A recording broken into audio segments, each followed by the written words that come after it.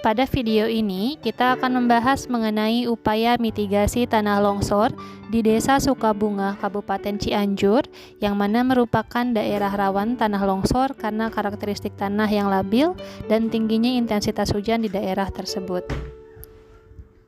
Upaya mitigasi bertujuan untuk membantu masyarakat kecamatan dalam merancang rencana kontingensi melalui pembentukan Komite Siaga Bencana yang beranggotakan kader atau relawan untuk persiapan bencana. Komite ini diberikan edukasi dan pelatihan untuk menambah kompetensi. Untuk bencana tanah longsor, maka persiapan yang diberikan termasuk edukasi penggunaan alat sebagai peringatan seperti pentungan, zona evakuasi, edukasi warga mengenai cara dan nomor yang dapat dihubungi seperti nomor petugas desa, kelurahan, dan BPBD. Selain itu, edukasi kepada masyarakat dilakukan secara terpusat, yaitu penyuluhan di kantor kecamatan atau ada pembagian brosur langsung kepada masyarakat, serta melakukan penempelan leaflet penelitian di beberapa tempat seperti papan informasi.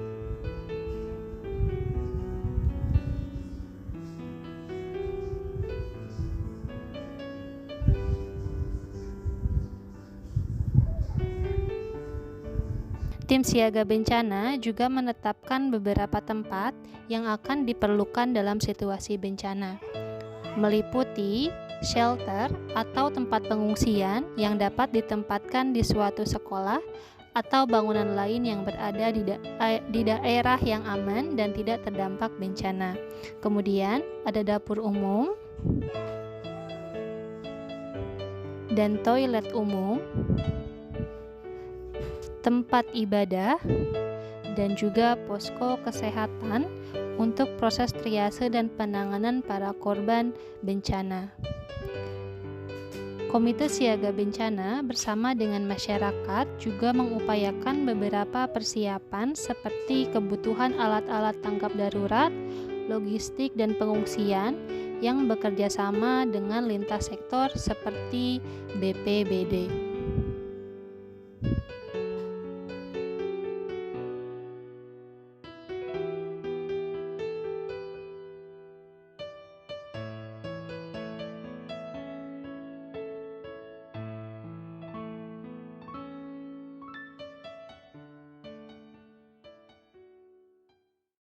Pada 23 November 2022, pada pukul 2 dini hari, terjadi bencana tanah longsor di Desa Sukabunga karena dipicu oleh hujan deras yang melanda area tersebut.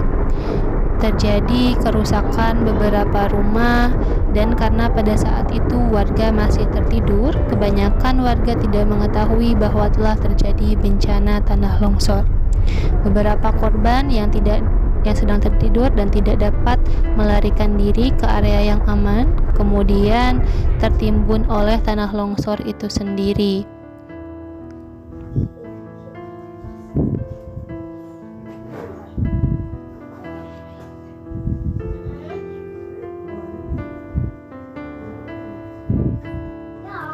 Kemudian petugas ronda yang sedang bertugas pada malam tersebut memberikan peringatan bahwa terjadi tanah longsor kepada warga-warga yang telah bangun.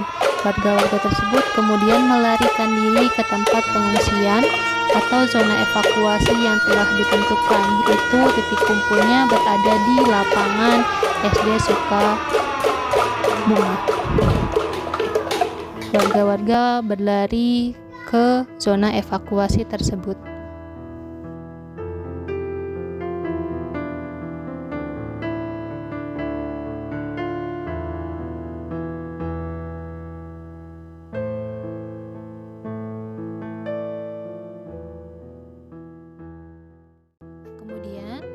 Salah satu warga menghubungi kepala desa Sukabunga. Halo Pak, sekarang lagi terjadi tanah longsor dan warga sudah berkumpul di titik kumpul, begitu. Baik, terima kasih atas informasinya. Saya akan segera menghubungi pihak penanggulangan bencana. Terima kasih ya. Selamat malam, bagian penanggulangan bencana. Saya ingin melaporkan di Desa Sukabunga, Kabupaten Cianjur telah terjadi tanah longsor pada tanggal 23 pukul 2 dini hari. Tolong tindak lanjutnya, terima kasih. Baik, akan segera saya tindak lanjuti. Kemudian setelah dinyatakan aman oleh BPBD, maka dilakukan evakuasi oleh tenaga kesehatan dan juga tim gabungan, baik itu tim SAR maupun bantuan dari TNI Polri dan tim lainnya. Pada saat evakuasi yang menjadi prioritas adalah anak-anak, ibu hamil, orang tua atau lansia, dan juga orang yang mengalami disabilitas. Kemudian, pada bencana dilakukan pemilahan pasien berdasarkan tingkat kegawat daruratan, dan untuk memudahkan proses pemilahan atau triase tersebut, maka pasien dikategorikan berdasarkan tingkat kegawat daruratannya dengan menggunakan 4 warna. Ada warna merah, warna kuning, hijau, dan biru. Pada bencana, korban paling mudah diselamatkan ditolong terlebih dahulu dengan sarana minimal yang ada. Kemudian, korban paling berat ditolong setelahnya atau ditunda.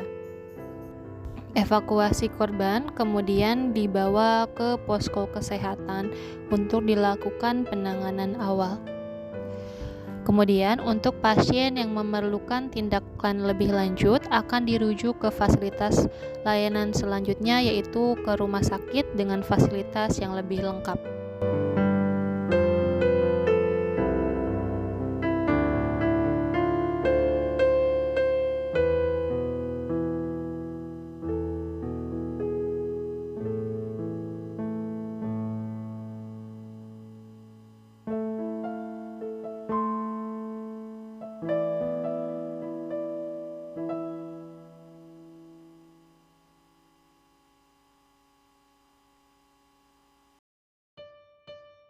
Tahap terakhir pada masa bencana adalah tahap rehabilitasi. Tahap rehabilitasi dilakukan melalui kegiatan perbaikan lingkungan daerah bencana, perbaikan prasarana dan sarana umum, pemberian bantuan perbaikan rumah kepada masyarakat, pemulihan sosial psikologis bagi masyarakat yang terdampak bencana, pelayanan kesehatan, rekonsiliasi dan resolusi konflik, serta pemulihan sosial ekonomi budaya pada area yang terdampak bencana. Masa rehabilitasi ini merupakan masa yang paling panjang pada masa bencana, sehingga bisa memakan waktu hingga bulan sampai tahun.